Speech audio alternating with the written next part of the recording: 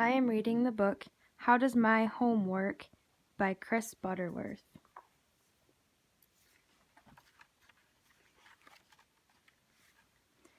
You do neat things every day in your home. Flip the switch and the light goes on. Push a button and the TV comes on. Turn on the faucet and clean water comes out. Take a drink from the refrigerator and it's cool and fresh. These things seem like magic, but they're not. So how do they happen? Under the floors and behind the walls of your homes are pipes that bring in water and natural gas, and wires that bring in electricity day and night. This means you can turn on the lights and the faucet, watch TV, and keep your food cool in the refrigerator.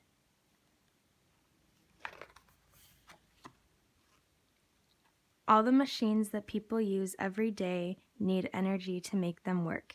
Washing machines, microwave, blender, iron, dishwasher, fan, hairdryer, computer, vacuum cleaner, kettle, toaster, light, mixer, TV and game console, space heater, radio, lamp, refrigerator, mobile phone. Where does electricity come from? Electricity occurs naturally in the form of lightning. The energy from just one bolt of lightning can boil enough water for more than 50,000 cups of hot chocolate.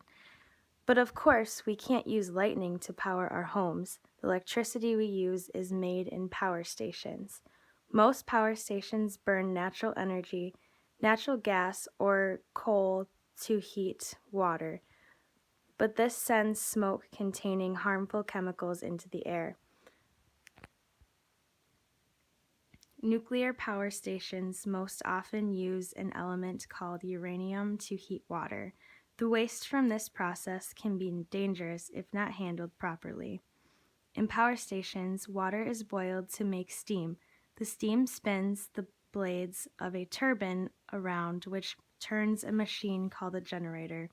Inside the generator, a coil of copper wire spins around a set of magnets, which produces electricity.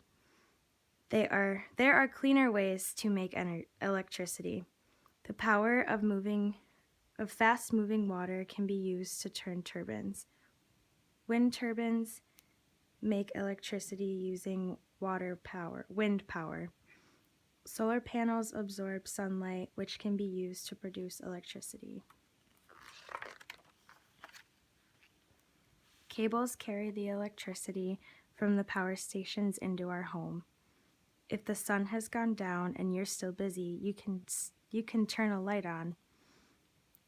One wire takes electricity to the switch. Another wire goes from the switch to the light. When you flip the switch on, a piece of metal creates a connection between the two wires that allows electricity to pass from one wire to the next. Electricity flows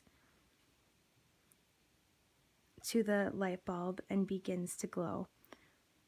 When you flip the switch off, you break the connection and the light goes out.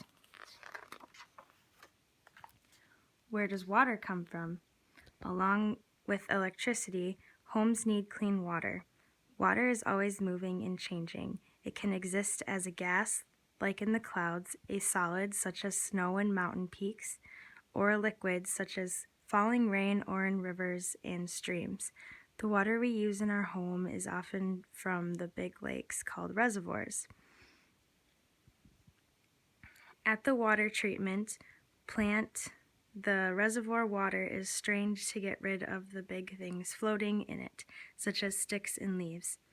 The strained water is left to stand in large tanks. More dirt sinks, making a layer of sludge at the bottom. The water is cleaner now, but there is still tiny specks of dirt in it. It is poured through a thick layer of sand and gravel, which traps even the smallest bits. Finally, chemicals are added to kill any germs in the water that can make you sick. One last check to make sure it's okay. Perfect.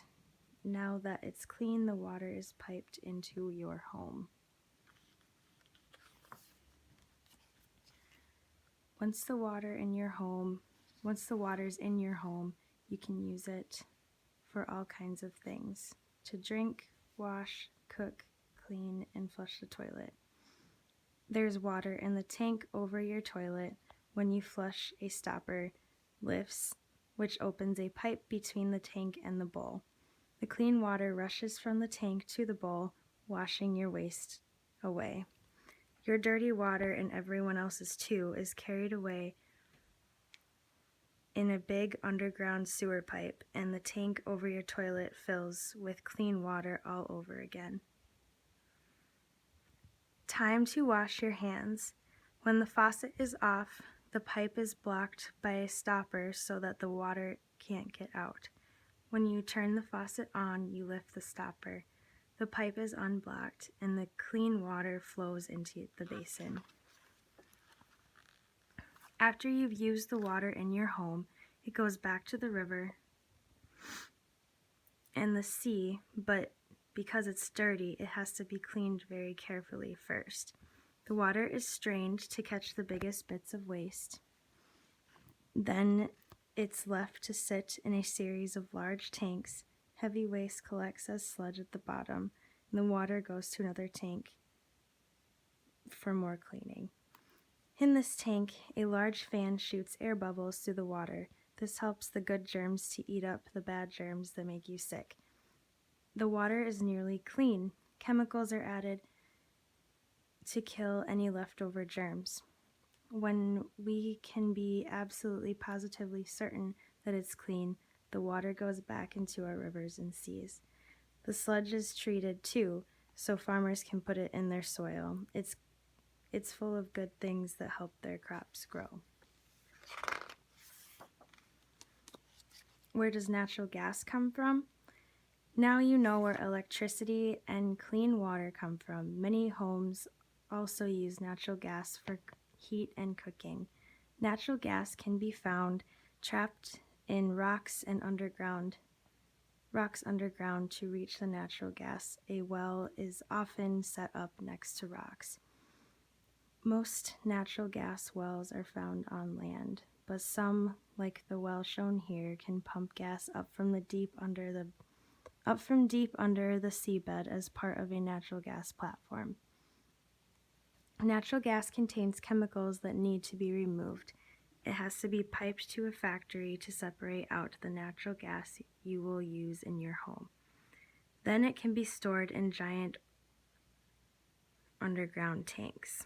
The natural gas is piped straight to your home. Now you know about how your home works. We use lots of energy to give us electricity, heat, and clean water whenever we want.